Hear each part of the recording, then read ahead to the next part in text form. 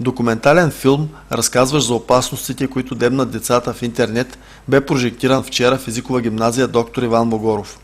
20-минутната лента на журналистката от Българското национално радио Емилия Антова се казва "Непростимо" и пресъздава 3 действителни случая на деца, попаднали на педофили в глобалната мрежа и техните преживявания и кошмари. Авторката вчера бе в Димитровград, за да разкаже за идеята, а тя е да помогне на децата и учениците да се предпазят от коварните и лоши хора, дебнещи ги в глобалната мрежа. Целта на този филм е да ви предпазим всички вас от агресивните и лоши хора в мрежата. По мое мнение, стойностен политик. Това е вице-премиера Цветан Цветанов.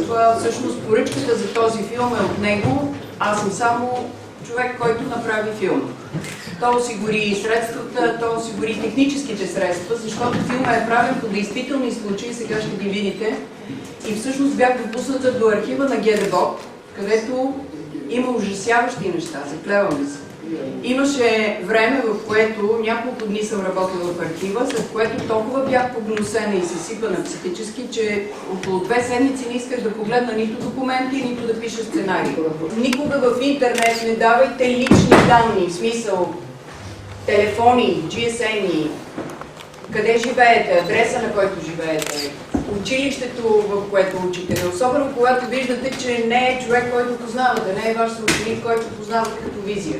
Никога не давайте лични данни в интернет, защото могат да ви проследят, да си ви дебнат в продължение на 3-6 месеца и рано или късно в тъмна доба да се доберат до вас по един или друг начин. Момичетата, колкото и да са прекрасни и красиви, ако може да не сте чак толкова предизвикателни на снимките в интернет, би било добре. Премиерата на филма уважи и кметът Иво Димов. Винаги съм казвал, че приоритет на община Димитровград е да се грижи за децата на Димитровград, но освен да създаваме условия за развитие, хубави училища с хубави класни стаи, освен да осмисляме свободното ми време с различни спортове и развлечения, ние трябва да направим и така, че да ви предпазим от това, което се случва. Глобалната мрежа наистина е едно предимство, нещо много позитивно, много прекрасно, но същевременно и нещо, което носи редица опасности.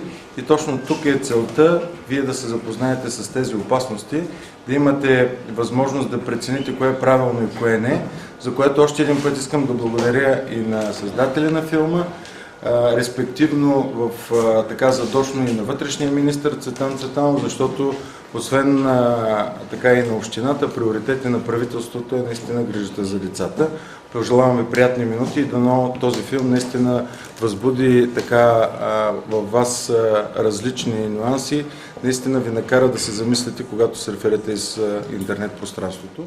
Филмът е направен със съдействието на ГДБОП и вице-премиерът Цветан Цветанов. Стана ясно преди прожекцията. Филмът ще бъде прожектиран във всички димитровградски училища през следващата учебна година, ще бъде завъртян и по местната кабелна телевизия.